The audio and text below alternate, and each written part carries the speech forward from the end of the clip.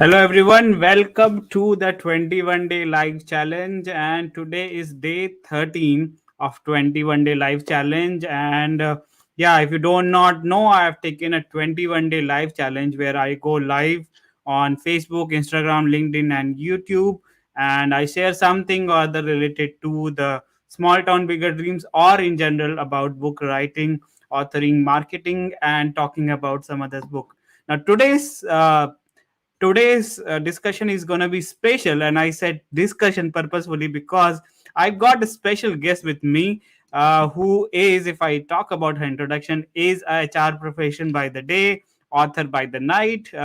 Kanika is the graduate of the prestigious Sri Ram College of Commerce and also the best-selling author of Bikram and Vittal, as well as Memoir, which was a global Kindle bestseller. Further, she's also authored five bestseller anthologies of different genres. Few of her anthologies are in pipeline, including three global projects. She was featured twice on All India Radio and other platforms like Delhi Poetry Slam, I Ink Magazine, Inspire, Bindas Befikre, a board of artists, etc. She's also a book reviewer on different platforms. So let's welcome Kanika. Welcome, Kanika. Welcome to this live. Thank you Thank so much you. for joining. Thank you, Haritosh. That's such a lovely introduction. And thank you for having me tonight. It's night time in Indian sun time. So thank you for having me on your show. And I look forward to this discussion. So let's start. Let's start. Thank you so much. So, Kanika, I recently finished your book, and one of the things I wanted to see that typically books are one or different genre, and when I went through your memoir, it was like a combination, like we call khichdi in Hindi. It has got poetry, it has got prose, and then in prose also you have got short stories, you've got non-fiction. How did this all came about? How did you come up with this whole idea of having a So combination? I'm I'm kind of a person who's never been a very big follower or very big fan of conformity.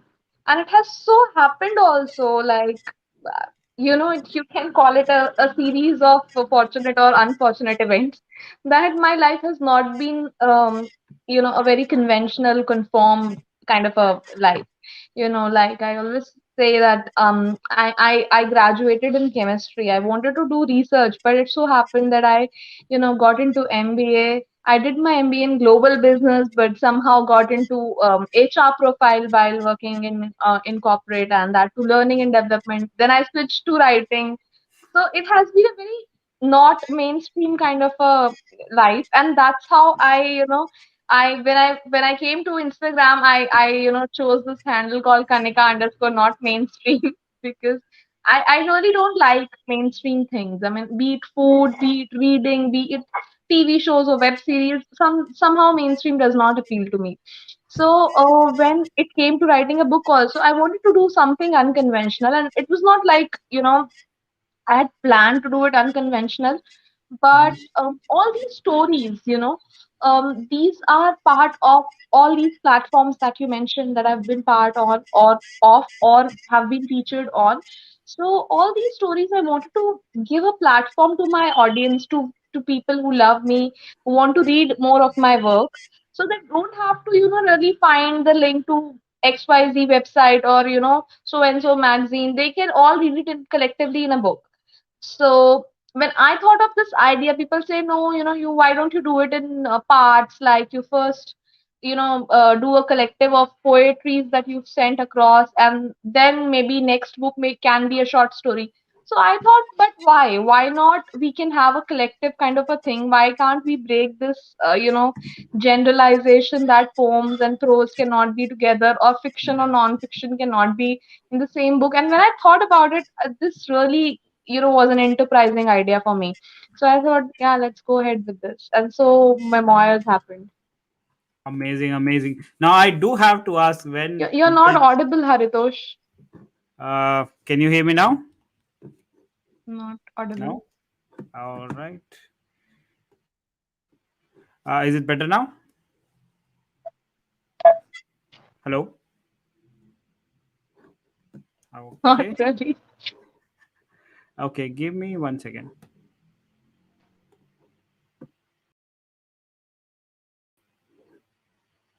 So Can you hear me now? it is better. Okay, yeah, technology. Anyways, Yeah. I had to ask this question because typically people follow a format while writing a book, whether it's the poem, it's the prose or non-fiction, fiction. And I had my own way of writing. I used to set up a particular time. So while you were doing this memoir, did you follow one particular format? Like this is how I'm going to write the everything, or did the writing pattern also change based on the thing that you're going to work? No. So that's what I'm telling you. About me, I am highly spontaneous. I cannot lead a pattern. That's maybe you can say for some people it's a challenge. For some people who look at beyond the challenging part of it, find it very amusing of me. But I cannot follow a pattern or something. So it's like for me, even when I see something, maybe I'm just going out for groceries and I see a cobbler and something comes in my mind. I want to write it about that cobbler. I'll come home and it is so strange. There will be lines running in my mind and I'll immediately pen it down, thinking I might forget some of the good lines that I'm instantly feeling about that. So for me, poetry or prose is very very emotion driven. I can't. Maybe the difference is that you've written a book which is more of has a elements of fiction and non-fiction. I mean, fiction being anecdotes from your life, and non-fiction aspect being it gives a message, it gives life hacks, it gives motivation to people who are from small towns and trying to do something big. But for me, whatever I write is non-fiction, is very basic, is about beauty in the mundane, like I've said a couple of times. So I can't really if even if I try, I can't really find a time and write about it, because it Mhm. has to be spontaneous for me. When I feel that emotion, then only I can pour that lines out. And it has happened with me that sometimes I was observing a situation and it was generating certain emotion. I wanted to write down those lines, but it is life and some other priority took over. I could not remember those lines, and I eventually could have to let go of that particular prose or piece that I wanted to write in that point in time. So yeah. It's really interesting, right? Even though I was trying to do a structured writing, at times while I'm jogging or while I'm taking a shower, I'll get something that this might be something which is interesting. And that's what people say, that when you are not really focusing on writing, or for that matter anything that consumes a lot of brain, that's where a lot of these ideas come. And what's important is to capture those, write it in a notepad or note it on a phone or something, because those ideas, Mhm. as spontaneous as they come, they also flow out of your brain in no times, and then you'll be like, what was I thinking about? And you must have missed something which could have been very very path breaking or something like that. Now my next question to you is, you were one of those people who have read the Small Town Bigger Dreams, the Kindle version, and you posted a review as well. So what has been your first impression to say, and what did you think about Small Town Bigger Dreams? See, this particular topic, Haritosh, is close to millions of people and their heart, because India is made up of small towns. Like somebody said, I think Mahatma Gandhi said that India lies in its villages and towns and everything.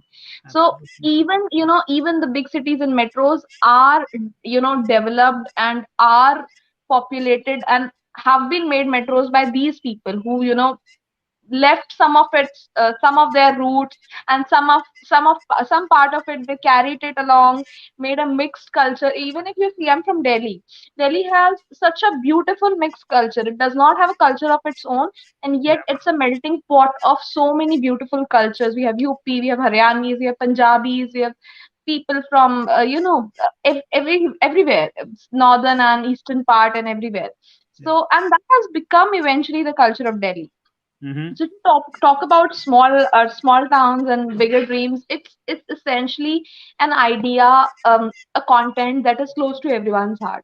So first thing that was there. Then I really loved how you picturized the entire book in nutshell in your cover. I just loved it.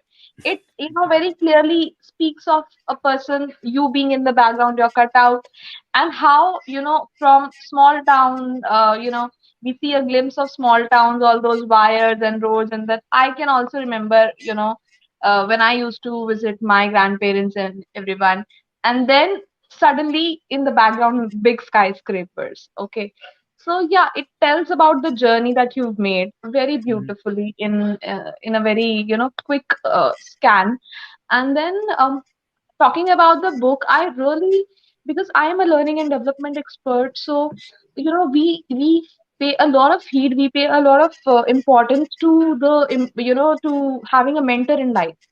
So I really, it immediately I feel connected with that particular chapter when you say that be shameless when seeking a mentor, Yeah. and you also have to return to the society. So Actually. don't be afraid also to be a mentor to someone.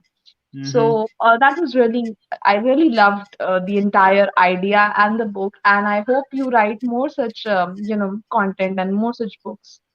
Thank you so much. Thank you so much, Kanika. I love that.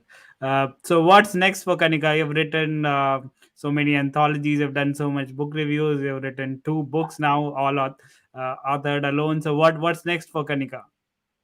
Um, I am now taking my time, maybe reading some of the books, and I want to now switch on to full-fledged novel kind of a thing.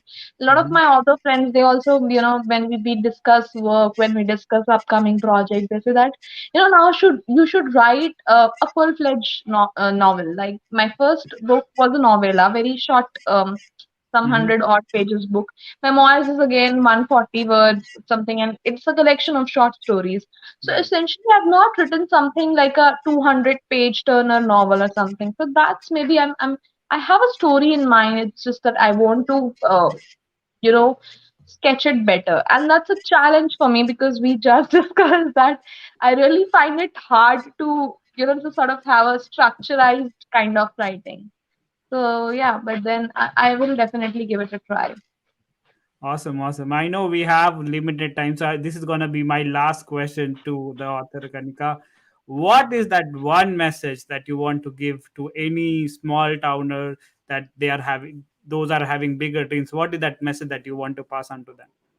Don't ever lose on your bigger dreams because of any obstacle, be it the fear of going to bigger towns or bigger cities, or be it the fear of not knowing the global language, or anything. Just have confidence and faith in yourself, and things will work out for you.